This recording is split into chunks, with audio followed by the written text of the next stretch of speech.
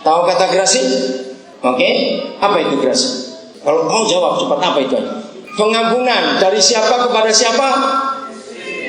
Kepada dari presiden kepada warga negara Indonesia yang dihukum mati. Hanya presiden yang bisa memberi gerasi. Nah, kata gerasi itu dari bahasa Yunani, gratia. Dan dalam bahasa Inggris kata grace. Hebat bahasa hukum di Indonesia sebagai kata gerasi itu bahasa Alkitab, betul. Percayakah saudara semua kita adalah terpidana mati karena dosa kita? Betul? Kalau masih ada nggak percaya, saya mau buktikan. Surga itu hukumnya bukan berat ringan, beda dengan hukum negara manapun di dunia. Surga itu hukumnya hukum maksimal. Jadi dosa itu dosa.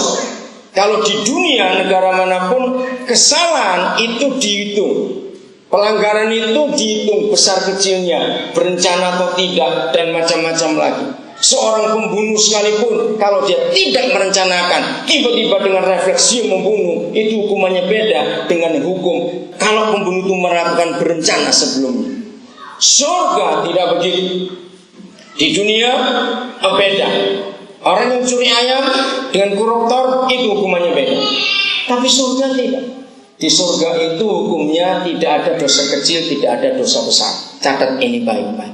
Maka itu dianjurkan kalau berdosa jangan tanggung-tanggung, sekalian saja. Lu serius ini, catat baik-baik.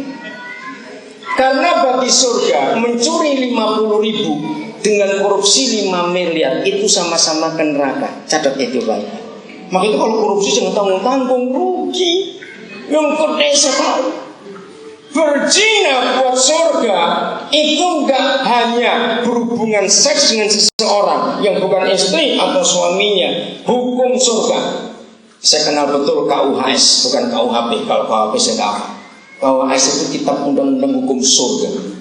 KUHS berkata kalau kita melihat seseorang lalu terangsang, kita sudah apa di pikiran kita? Sudah berzina di pikiran kita. Maka itu kalau mau berzina gak usah ngintip internet, buat aja langsung. Toh masuk neraka juga. Ngapain ngintip-ngintip segala? Oke, dan ini dia. Neraka itu tidak seperti kolam renang. Kalau saudara tahu kolam renang, kolam renang itu ada yang dangkal airnya untuk anak-anak. Nah, neraka tidak. Jangan berkata kalau dosanya kecil, apinya cuma semata kaki, enak saja. Dosa besar, dosa kecil, neraka itu sama dalamnya. Maka itu dianjurkan kalau berdosa jangan tanggung-tanggung. Katakan amin supaya kita ngerti semua. Ngerti sekarang?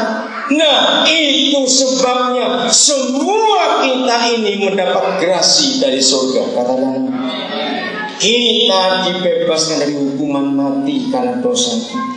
Maka itu konsep ini kita harus kenal. Nah, setelah kita memperoleh iman dari keadilan Tuhan dan Juru Selamat kita Yesus Kristus, maka kita dilimpahi dengan kasih karunia, dapat grasi yang gak putus-putus. Maka itu bagi surga, saudara, lebih baik orang itu dosa berzina daripada dosa membenci saudaranya. Dengarkan. Mengapa? Karena membenci saudaranya itu kejam.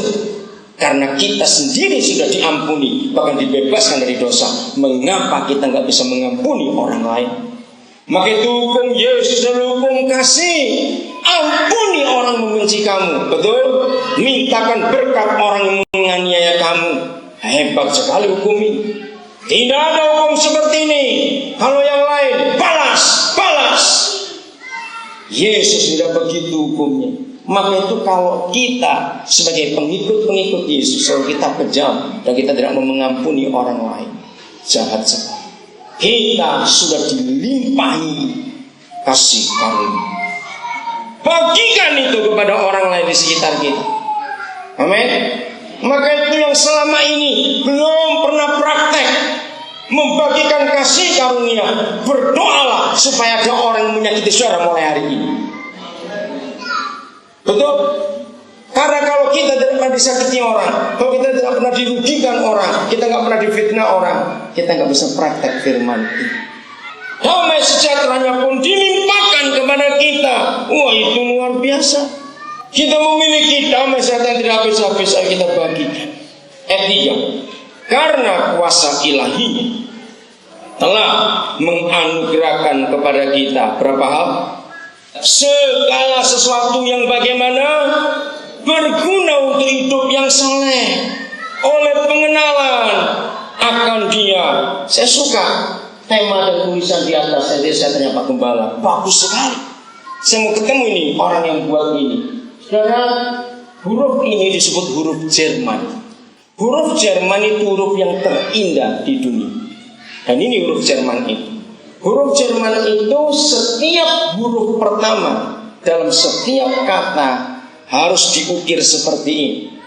Maka itu ketika seorang hamba Tuhan namanya Johannes Gutenberg, pada usia tuanya 70 tahunan, dia orang Jerman di kota Mainz. Saya pernah lihat rumah tempat dia menulis Alkitab. Kalau tidak ada Alkitab, tidak ada kitab suci di dunia, maka tidak ada mesin cetak sampai hari ini. Kalau tidak ada mesin cetak, tidak ada mesin tik, tidak ada komputer sampai hari ini. Mesin cetak pertama ditemukan gara-gara kitab suci. Johannes Gutenberg dia berdoa gini, Tuhan berikan aku sesuatu. Dia nggak bisa ngomong mesin cetak karena belum ada barangnya. Berikan aku sesuatu supaya firman ini nggak ditulis tangan. Aku sudah tua. Dan huruf Jerman seindah ini. Bayangkan kalau satu huruf dilukis demikian indah, apalagi kitab suci tidak boleh sembarang orang menulis di Jerman pada waktu itu. Dan setiap huruf memang diberi warna-warni, tidak satu warna, khususnya huruf pertama. Saya pernah melihat Alkitab tulisan tangan bahasa Jerman, saya kagum, begitu indah. Nah, Gutenberg ini berdoa, beri aku sesuatu. Dia nggak bisa ngomong, itu mesin cetak karena belum ada. Bagaimana caranya supaya aku nggak nulis lagi, aku sudah tua. Dan kalau pakai tulisan tangan, terlambat penyebaran firman ini. Beri aku sesuatu. Dia nggak bisa tahu. Maka Roh Kudus datang memberikan dia ide. Muncul di benak Johannes Gutenberg. Dia buat lempengan kayu, lalu dia ukir, lalu dia diberi tinta. Pertama kali dalam sejarah itu sekali dia tertawa karena dia lupa. Begitu ditempelkan, hurufnya kebalik semua. Kan, oh iya salah kalau begitu. Maka itu dia nulisnya pakai kaca dibalik. Zaman itu luar biasa. Maka lahirlah mesin cetak yang pertama gara-gara Alkitab.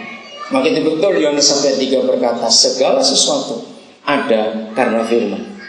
Dan itu revolusi terbesar dalam dunia media.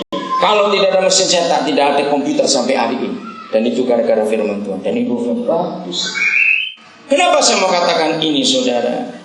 Karena ada janji yang luar biasa. Kata hidup yang saleh itu hidup yang beribadah. Surga menyediakan buat kita setelah kita memperoleh iman karena keadilan Tuhan kita dan karena Yesus Kristus juru selamat kita, lalu surga melimpahi kita dengan kasih karunia dan damai sejahtera. Maka karena kuasa ilahinya telah menganugerahkan.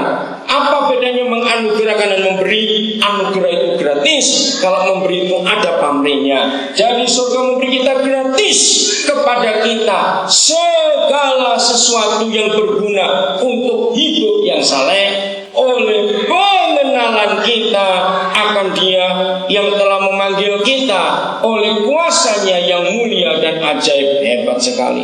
Dengan jalan itu Ia telah menganugerahkan kepada kita janji-janji yang berharga. Katakan amin. Janji-janji Bapa kita berharga dan yang bagaimana?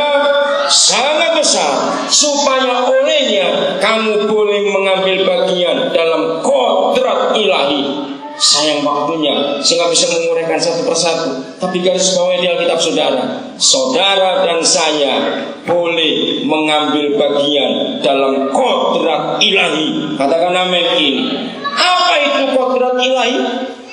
Saudara bisa bayangkan kalau saudara dan saya punya disposisi, punya surat khusus